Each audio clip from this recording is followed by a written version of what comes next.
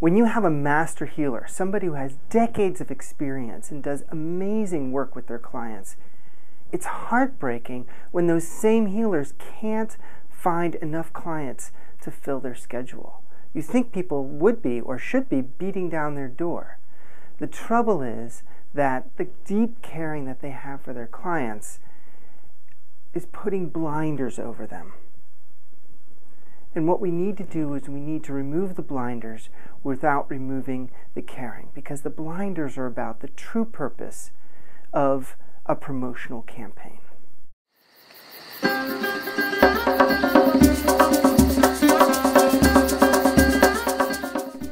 Hi, this is Mark Silver with Heart of Business, and I need to talk to you today about the true purpose of doing a promotional campaign.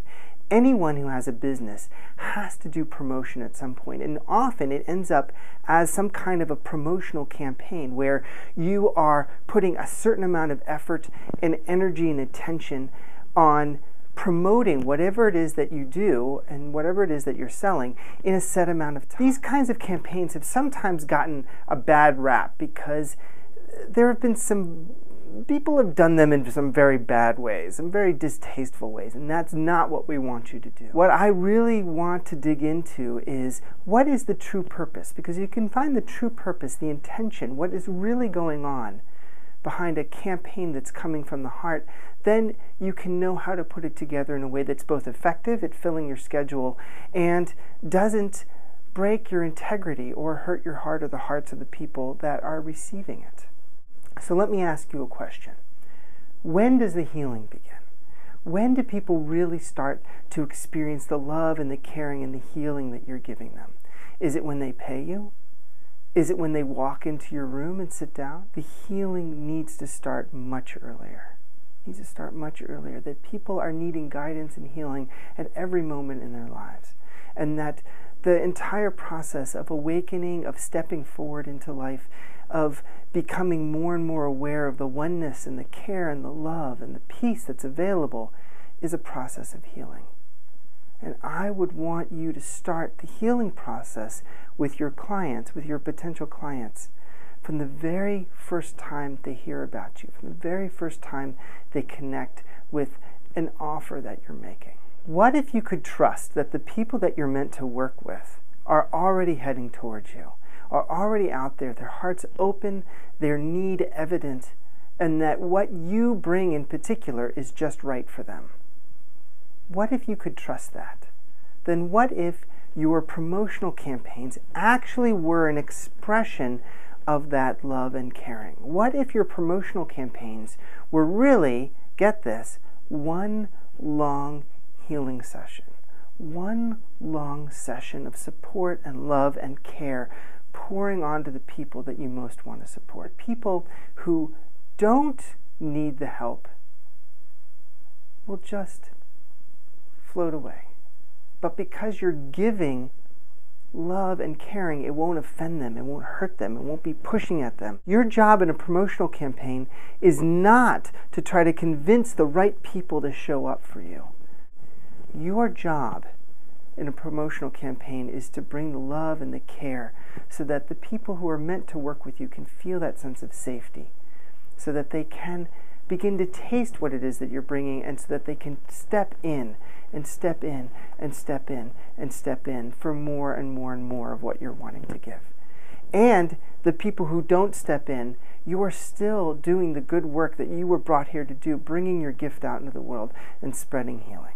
Now, it should be said that, of course, the kind of work that you're doing in a promotional campaign is not going to be the same depth and the same intensity that you do when you're working with a client, because it's not appropriate. They didn't ask for that. That kind of space, that kind of permission hasn't been created.